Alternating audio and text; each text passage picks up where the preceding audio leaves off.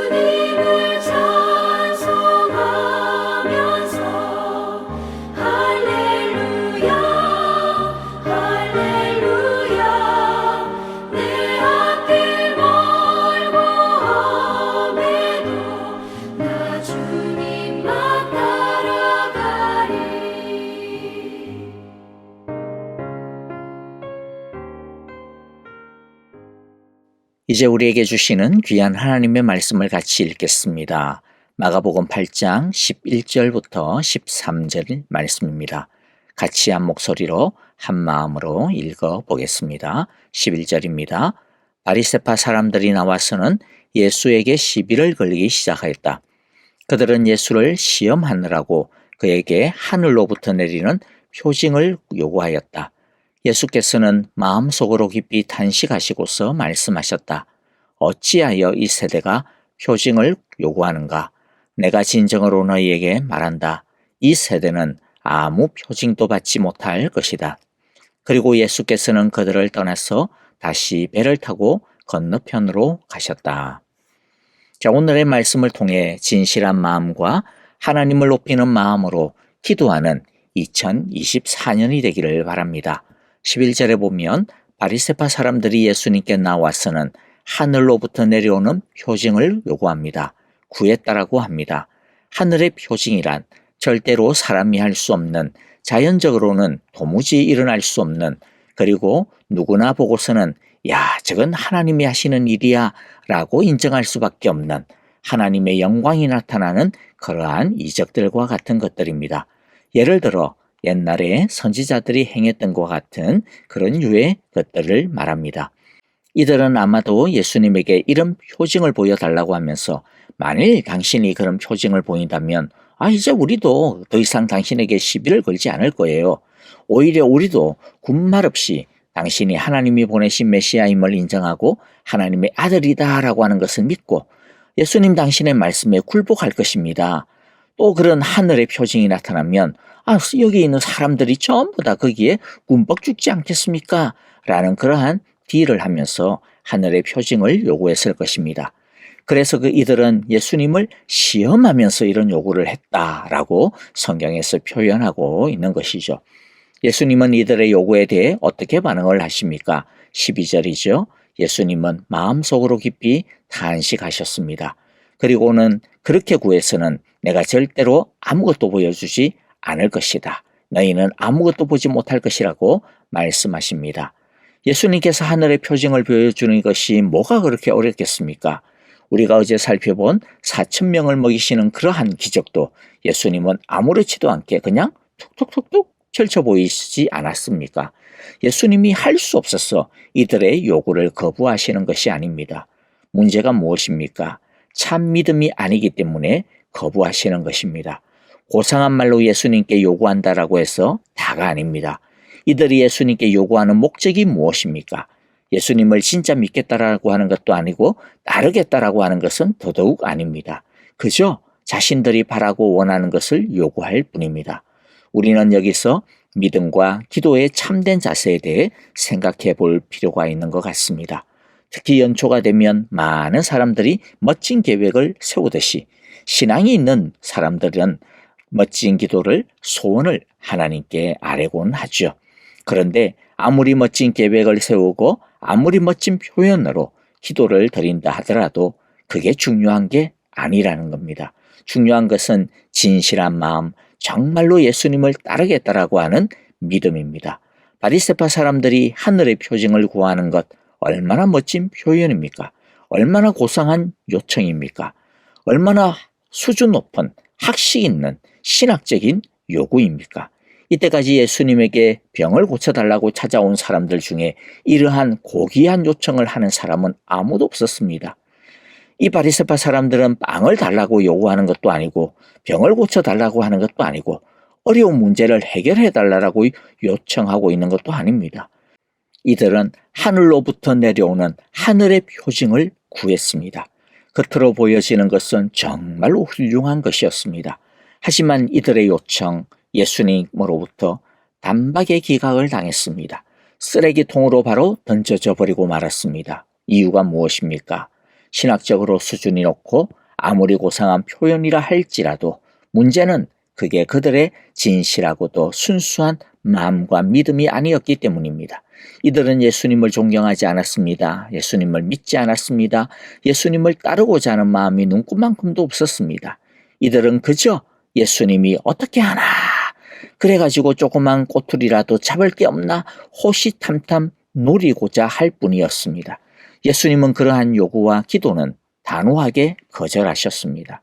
하나님 나라의 기도는 그런 것에 반응을 보일 만큼 한가한 것이 아니기 때문이지요. 값싼 것이 아니기 때문입니다. 그러므로 기도할 때 기도를 좀 준비하는 게 우리에게도 필요한 것 같아요.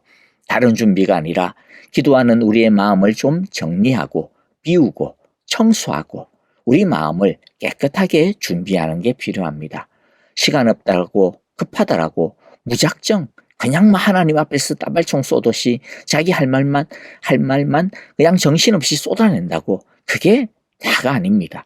많은 말보다 중요한 것은 진실한 마음, 순전한 마음, 정말로 하나님을 신뢰하고 의지하고 경외하는 믿음이라고 하는 것을 우리 모두가 꼭 명심할 수 있기를 바랍니다. 그러므로 2024년 우리가 주님께 열심히 기도해야 하는데요. 열심히 기도하는 것 이상으로 진실한 마음과 온전한 믿음으로 기도하는, 그래서 주님께서 거절하는 기도가 아니라 기뻐 받아주시는 응답이 넘쳐나는 기도의 기쁜 삶이 되어질 수 있기를 간절히 기도하고 축복합니다. 이제 한 번 더 깊은 곳으로 조금 더 들어가 보겠는데요. 이 바리새파 사람들의 요구가 어떤 의미에서 불순하고 불경건한 것이었을까요? 예수님을 시험하는 불손한 요청이었을까요? 이들의 요청이 고상한 요구 같았지만 그러나 이들의 요구는 자신들의 목적을 달성하기 위한 도구에 불과했기 때문입니다. 이들의 목적이 무엇이었습니까? 예수님을 넘어뜨리려고 하는 것이었습니다. 망신 주려고 틈을 노리는 것이었습니다. 예수님을 위하는 마음은 전혀 없었습니다. 이들은 철저하게 예수님을 악랄하게 이용해 먹으려고 하였던 것이죠. 여러분, 이것은요, 우리의 기도가 진실한 기도인지 참 믿음의 기도인지 아니면 그저 내 욕심을 위한 기도인지 구별 짓게 하는 지점입니다. 야고보서 4장 3절은 이렇게 말씀하시죠. 구하여도 얻지 못하는 것은 정욕으로 쓰려고 잘못 구했기 때문이다. 정욕으로 쓰기 위해 기도한다라는 것이 어떤 의미일까요? 세번역에서는 정욕으로 쓰려고라고 하는 것을 쾌락을 위해서라고 하였는데, 그런데 정욕은 단순히 어떤 말초적인 쾌락만을 뜻하는 것은 아닙니다. 정욕이란 자기의 유익, 자기의 목적, 자기의 즐거움, 자기가 원하는 것 등과 같은 것들입니다. 즉 자기의 유익을 위해 자기가 하고자 하는 것들을 위해서, 그래서 자기 만족을 위해서 기도하는 것이 정욕을 위해 기도하는 것, 쾌락을 위해 기도한다라는 것입니다. 그런 기도는 그것이 기도라고 하는 모양은 갖추고 있다 할지라도 기도라고 하는 말은 쓰고 있을지 몰라도 심지어 아무리 간절하게 절박하게 기도한다 할지라도 사실 그것은 기도가 아니라는 것입니다. 왜냐하면 기도란 단순히 하나님 내게 이게 필요합니다. 도와주세요 라고 필요한 것을 요청하는 것 이상이기 때문입니다. 그렇게 자기가 필요한 것만 요구하는 그러한 기도를 하면 하나님을 어떤 취급하고 있는 것일까요? 예를 들어 그냥 자판기 커피 머신처럼 취급하고 있는 것이죠.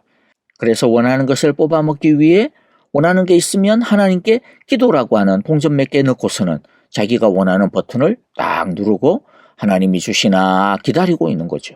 그런데 여러분, 하나님은 우리의 몸종이 아니지 않습니까? 하나님은 우리의 왕이십니다. 우리의 주인이십니다. 우리의 길이 되십니다. 그래서 진짜 기도의 마음은 뽑아 먹겠다라고 하는 마음이 아니라 하나님을 진정으로 따르겠다. 예수님을 진정으로 섬기겠다. 성령님께 진정으로 순종하며 사랑하겠다라고 하는 마음입니다. 제자들이 예수님께 기도에 대해 가르쳐 달라고 한 적이 있는데요. 그때 예수님은 기도의 샘플 모델을 하나 가르쳐 주시면서 이렇게 기도하라고 하셨습니다. 우리가 잘 아는 바로 주님의 기도, 즉 주기도문입니다. 주님의 기도의 첫 문장은 이렇게 시작이 되죠. 그러므로 너희는 이렇게 기도하여라. 하늘에 계신 우리 아버지, 그 이름을 거룩하게 하여 주시며 그 나라를 오게 하여 주시며 그 뜻을 하늘에서 이루신 같이 땅에서도 이루어 주십시오. 이것이 기도의 첫 번째 정신, 본질적인 의미입니다. 기도의 가장 첫 번째 의미가 무엇입니까? 우리가 원하는 것, 필요한 것을 달라, 그게 아니라는 거죠. 일용할 양식에 대한 기도는요, 이 다음에 나와요.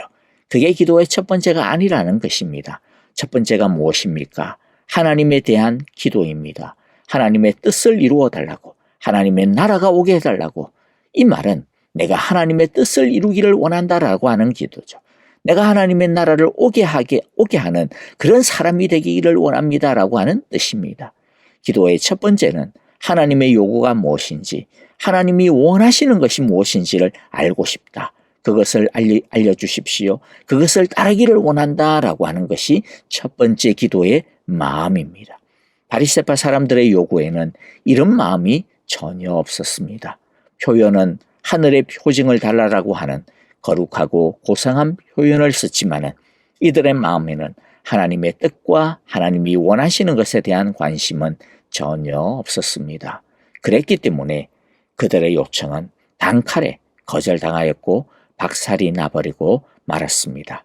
여러분, 우리의 기도는 어떻습니까? 우리의 요구는 어떻습니까? 우리의 요구는 일용할 양식에만 머물러 있습니까? 아니면 하나님의 나라와 하나님의 뜻을 이루어 달라고 하는 그 기도가 우리의 첫 번째 마음입니까? 그러므로 여러분, 2024년 우리 모두 열심히 기도합시다. 열심히 주님 앞에 나와 엎드리며 구합시다. 그러나 우리가 원하는 것만 달라고 매달리지 말고, 그것에서 끝나지 말고 예수님이 원하시는 것이 무엇인지 그것부터 기도하도록 합시다. 진정으로 예수님을 믿고 의지하고 따르려고 하는 마음과 참된 믿음으로 기도합시다. 그것이 예수님께서 우리에게 가르쳐 주신 기도와 부합하는 기도입니다. 우리 모두 진실한 마음과 하나님을 높이고 따르는 온전한 믿음으로 기도하는 기도의 2024년이 되시기를 간절히 기도합니다. 이렇게 주기도문의 정신을 따라 바른 마음과 참된 믿음으로 하나님의 뜻과 영광을 위해 더 열심히 엎드리고 기도하면 우리 예수님은 절대로 우리의 기도를 거절하지 않으실 것입니다. 우리의 요청을 축복하시며 응답해 주실 것입니다. 응답이 일상이 되는 복된 2024년을 보내게 해 주실 것입니다.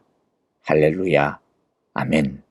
자, 이제 우리 함께 오늘의 말씀을 마음에 기억하면서 함께 기도하고 찬양하겠습니다. 진실한 마음과 하나님을 높이는 마음으로 기도하는 2024년이 되게 하소서. 주님의 기도의 정신으로 기도하는 2024년이 되게 하소서. 그리하여 기도하는 것마다 주님을 기쁘시게 해드리고 선한 응답을 받게 하소서라고 기도합시다. 아프신 분들을 위해서 우리 함께 뜨겁게 기도하기를 원하고요. 선교사님들을 위하여서도 주님의 이름이 이루어지게 하소서라고 기도하시기를 바랍니다. 안내 말씀드립니다. 어제부터 신년 감사 기도회가 진행 중에 있는 거 아시죠? 어제 1일임에도 불구하고 많은 분들이 나와 기도하고 예배 드렸는데요. 여러분, 아주 피치 못할 사정이 있지 않는 한 우리 모두 나와 함께 기도로 새해와 새날을 주님과 함께 열어가는 귀하고 복된 시간들이 되기를 원합니다. 자, 이제 우리 함께 기도하고요. 그런 다음에 찬양하고 마무리하겠습니다. 다 함께 기도하겠습니다.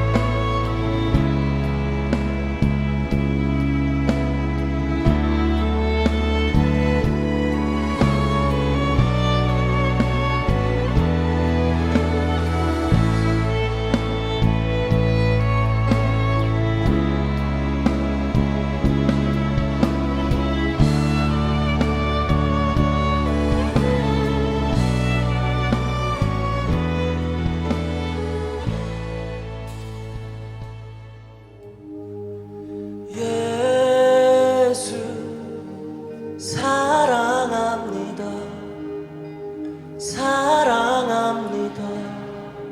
온 마음 다하여